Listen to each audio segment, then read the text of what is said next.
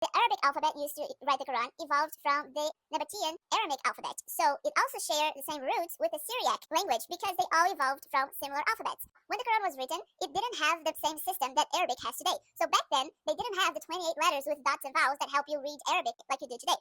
Back then, they only had 15 to 18 consonantal letters that had no dots and vowels. Those verses, they could be read in multiple ways because there was no dots and vowels showing you how you were supposed to read them. It was just the consonantal letters. And those dots and vowels in Arabic, they were added a century later after the Quran was written. So this guy here was once reading the Quran and he was like, wow, this is some beautiful poetry, but this looks so similar. I've heard this before. Where have I heard this before? So he decided to study the Arabic alphabet and the Aramaic alphabet and the Syriac alphabet.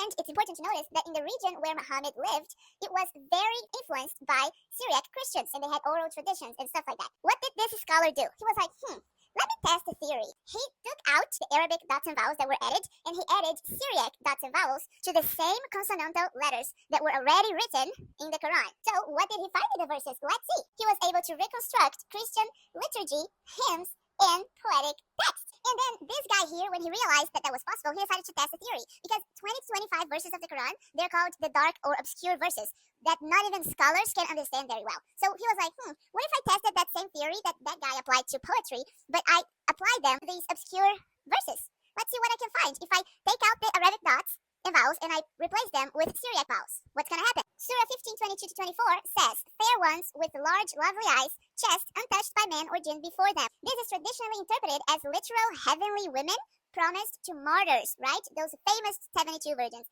Let's see. If we apply that Syriac logic to this verse, scholars argue that these words here and related phrases could have been ambiguous consonantal skeletons. And if you apply Syriac vowels, you can get liturgical or hymn-like meanings. Examples, if you do the mapping with Syriac vocalization, you get pure fountains, radiant springs of grace, or blessed ones of paradise, symbols of divine joy. So the imagery of fair virgins may actually be symbolic or poetic language describing spiritual reward and grace that was very common in Christian hymns and tradition, and not actually literal women. The verse in the Quran, 108, from verse 1 to 3, the standard Arabic reading is, indeed, we have given you this word here, pray to your Lord and sacrifice. Indeed, your enemy is the one cut off. And then the guy's Syriac interpretation was that this word means consolation, abundant river, liturgical abundance. The verse 2, pray to your Lord, could reflect liturgical praise ritual. In verse 3, your enemy is cut off, is a symbolic contrast found in Syriac hymns, Christian Syriac hymns. All of these here, they are nonsensical Arabic. They don't actually know very well what they mean, so they speculate, but all of them have meanings. So the first one means pure fountains or radiant springs of grace with Syriac vowels. The second one is divine river or gift of grace, liturgical abundance. The third one is consecrate, distinguish, it's ritual or liturgical command.